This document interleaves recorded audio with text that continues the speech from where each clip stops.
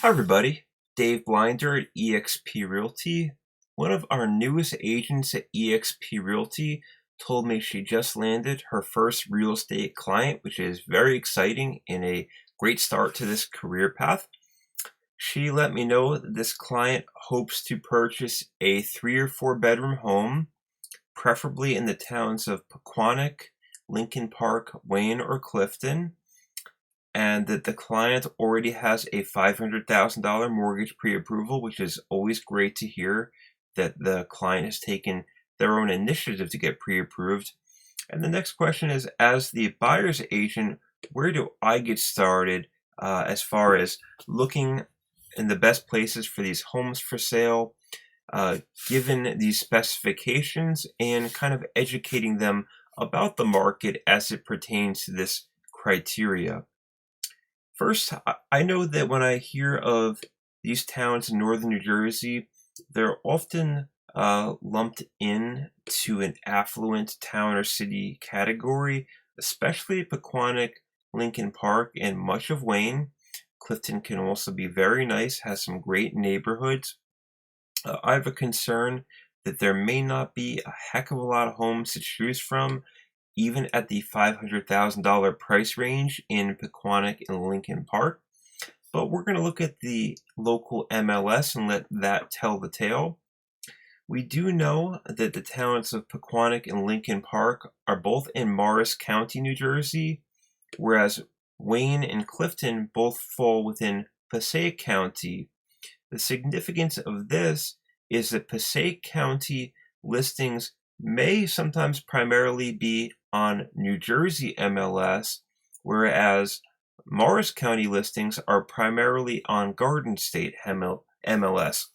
However, there is quite a bit of overlap. You'll find many of the same properties for sale as an agent and a member for sale on both websites. So just for simplicity purposes, we're going to be looking at Garden State MLS on this video of where to get started as far as that $500,000 maximum purchase price for a 3 or 4 bedroom home in those cities. So I'm already logged into Garden State MLS as a local agent.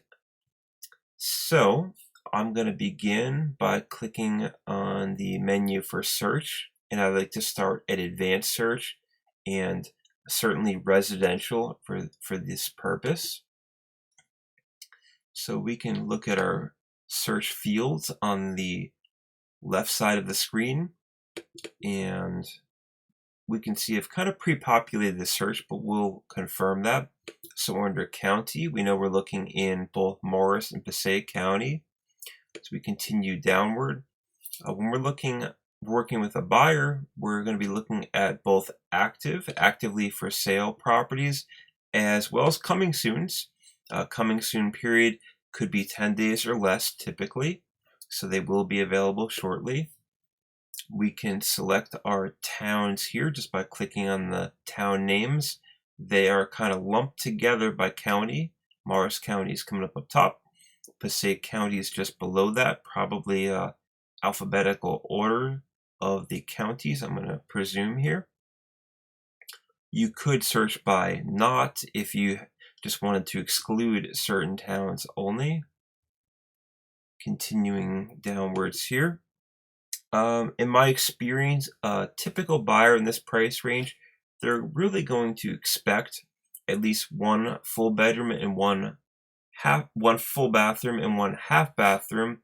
So we call that in realtor world 1.1 bathroom, because 2 half bathrooms or 2 powder rooms would not make a whole bathroom.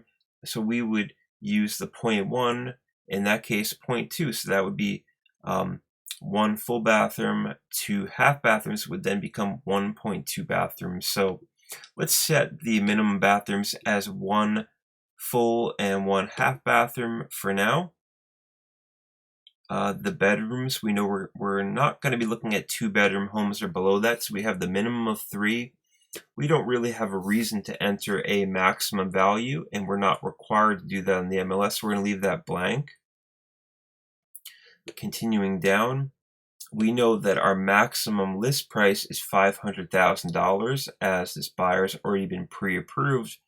We don't want to show them homes outside of their price range. And I, as a preference, do often like to enter a minimum list price. In my experience, going below a certain value is primarily going to bring up extreme fixer-uppers, not just outdated homes, and also structures that could potentially be structurally unsound, maybe have a lot of mold, that type of thing. So my gut and experience tells me that we're not going to find really much worth looking at unless this person's seeking fixer-uppers below $350,000 for a 3-bedroom, 1.5 bathroom single-family home in these towns. We could scroll downward to property subtype, but I already have it selected. So we are just looking at single-family homes in this instance. We're currently not looking at condos and townhouses, but that would certainly fall under the buyer's preference. So once we have our bare bones criteria, we could hit search. You could see, however, that I have entered a minimum list date here. And one of the reasons I do that is I often like to send out the freshest listings, the most recent ones. And I like to keep the search results down. I don't want to, have to sort through 200 or 300 homes at a time. We're just getting started here. So it's just a preference. I'll often enter a list date here. It's certainly not a requirement. And just as an example here, I can clear out the list date. We can see that there are 59 homes that are currently meeting our criteria, so we can pull that up.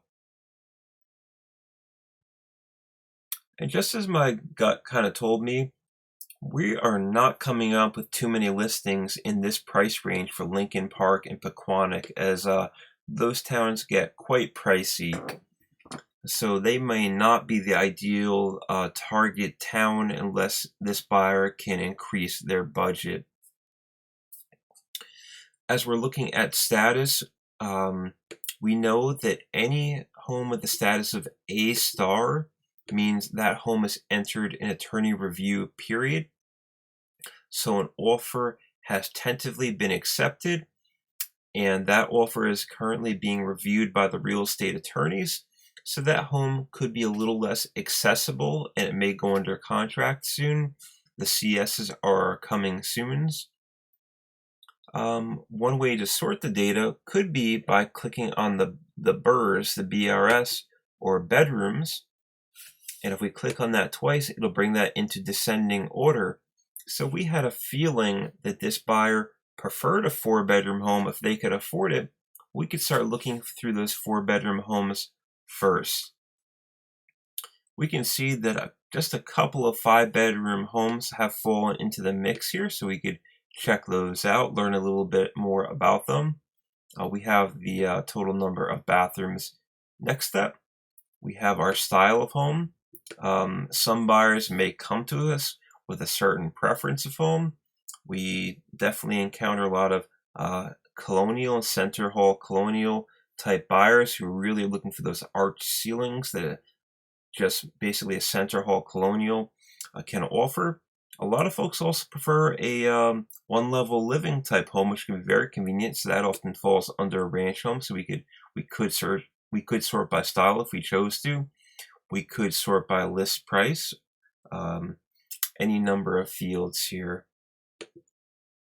and we can just kind of flip through a couple here. When we see a property that grabs our attention, we can just click this little checkbox here.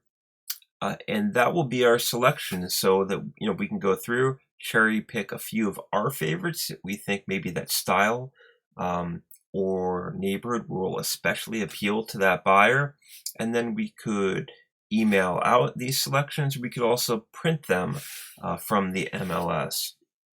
We do have the ability to try to screen these for flood zones as we go through. It's not a foolproof method, but if we click on tax data on Garden State MLS, we can try to pull up a little bit of data should there be flood zones. This brings up a partner website known as State Information Services, which can be very helpful. We can click over on this flood map tab and hope that populates. In this case, we can see that is populating. And this is exactly what I like to see, is that this is an area of minimal flood hazard. And it says SFHA no, which is great news. That means special flood hazard area no. This may not be 100% correct. It should be a pretty good starting point, but you can certainly always double check the flood zones with a flood insurance specialist. And I have a great local representative, Beth, that I always ask a lot of questions to, and I'd be happy to give you her information as a resource too. Beth, thank you for all of the help you've given me. So we're just gonna back on out of that flood map for now. I just wanted to show you how to get in there from Garden State MLS. Again, that's under the tax data tab.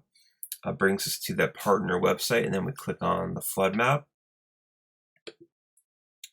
And just going back to the MLS, just arbitrarily have a few selected for now. I often like to then kind of narrow these choices down. And from here, we could hit the email button, or we could view and print them.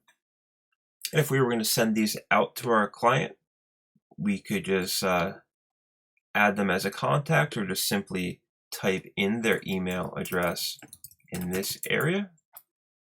We could copy ourselves on that email, which is never a bad idea.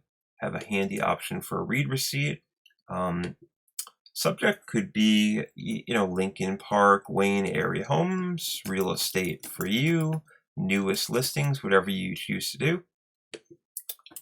Hi, thanks for asking for the newest listings. Here are a few that jumped out at me. Could we schedule to see a few of these houses together? Just some sample text for you. You can type whatever you like in that field to your client. The client full is the default view on the MLS. It has a lot of great information and details on the property, and they can click through the listing photographs as well. Some other things you could include there. Well, you should certainly send out the consumer information statement. As an agent is never a bad idea. And there's just different ways to present this data, shorter reports and stuff like that. But I'm most often just sending out the client full, and I find people are pretty receptive in email, at least to that report format. The flyer multi-photo is one of my favorite ways when I'm going to print a brochure. It's kind of a pretty picture. Let's see if one of those will load for us. So just a quick view for us realtor folks of what that flyer multi-photo looks like on Garden State MLS. A little more visual than the client full. So we have an array of a few of the pictures, not all of them. And some of the basic facts and features of the home, as well as the price there.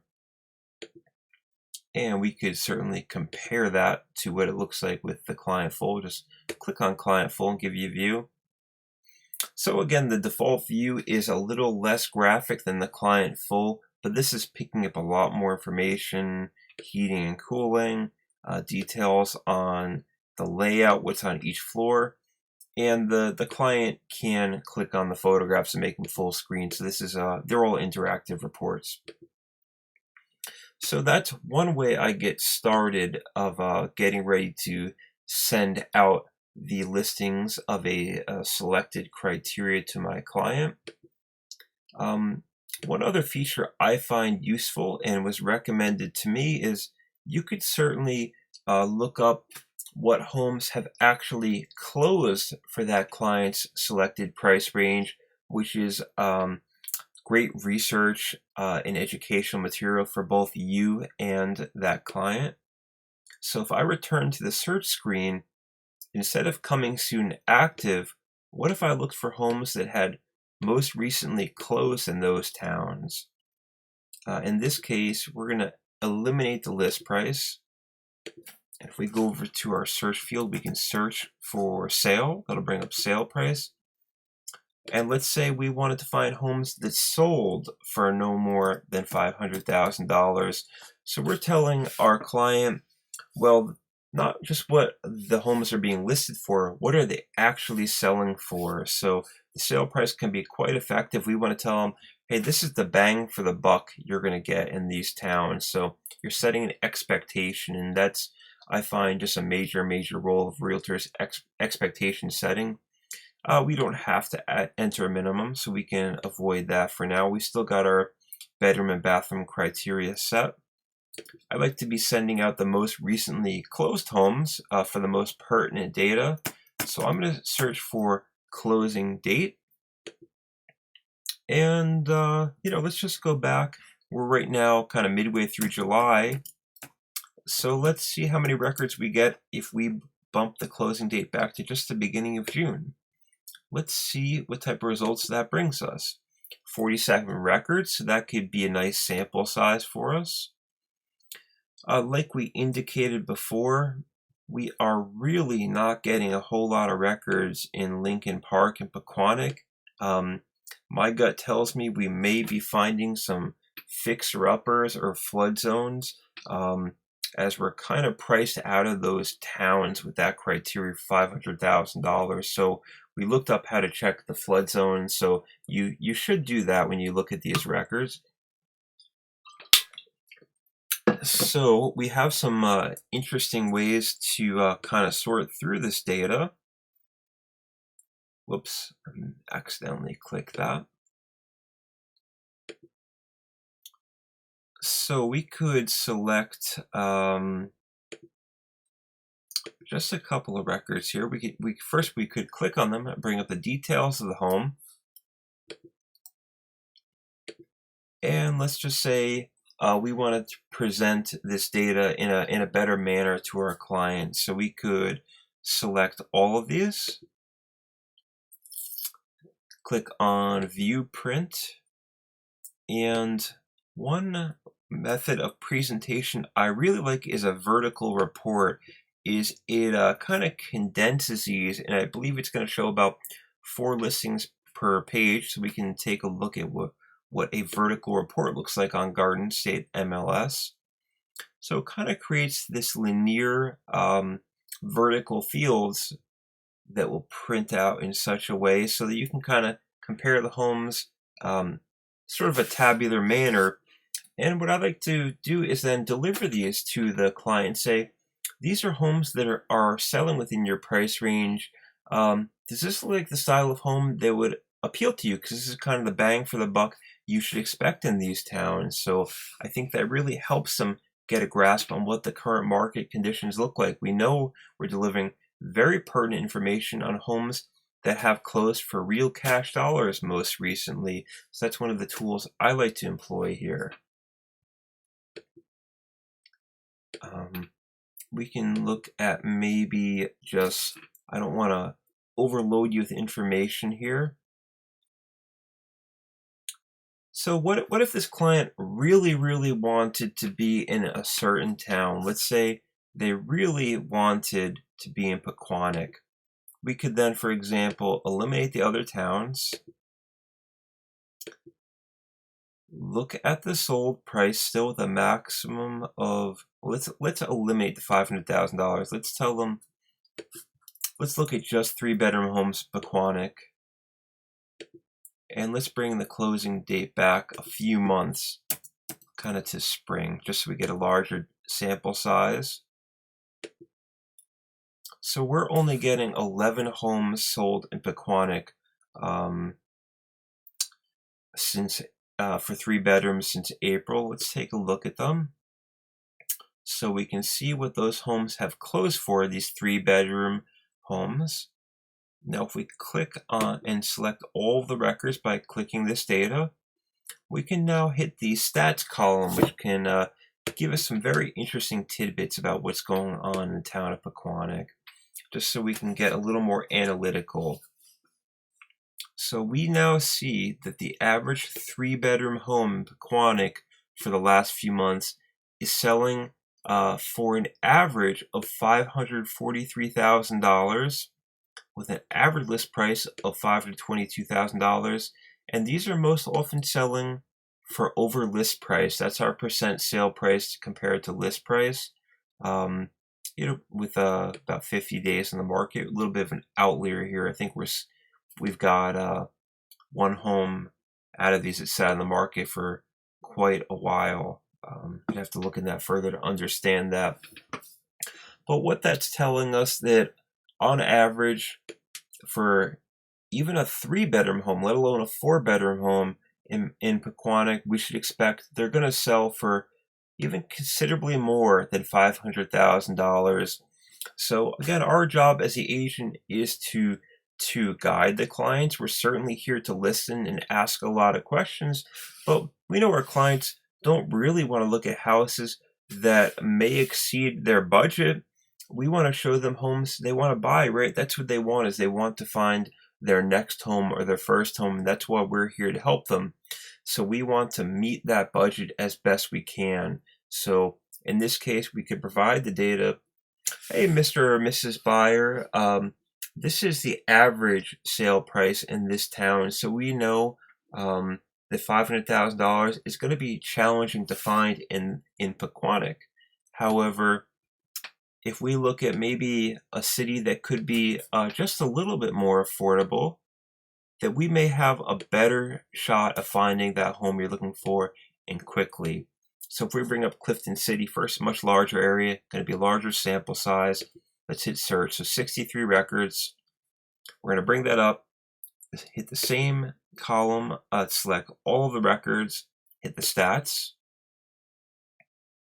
So compared to Clifton, we can see that a typical 3-bedroom home with at least 1.1 baths is closing for, on average, $471,000. So that is, by my math, on average $60,000 less than the city of Pequannock. And it looks like a number like $471,000 could comfortably be within our prospect's budget of $500,000 pre-approval. So we are doing them a favor, and that's part of our role, is being these market experts and finding the homes that meet all of their criteria. So diving into these stats on Garden State MLS and even presenting this data and discussing it with them can be very helpful and a lot of fun with clients. So that's one of the ways. Sorry if this was long-winded. Actually, that's a few of the ways I would begin talks with the buyer on how we're going to find these homes in their criteria in the cities Pequannock, Lincoln Park, Wayne, and Clifton. So I hope that video was helpful for you. Congrats again, Amanda, on your first real estate client. I know you're working very hard, and we're excited for you and your client to find the perfect home. I want to thank everybody else for tuning in. If you have any questions or comments on my search procedure, please leave them below the video. If you haven't subscribed already, please do so. It really helps me out. Thanks, and I'll see you in my next video.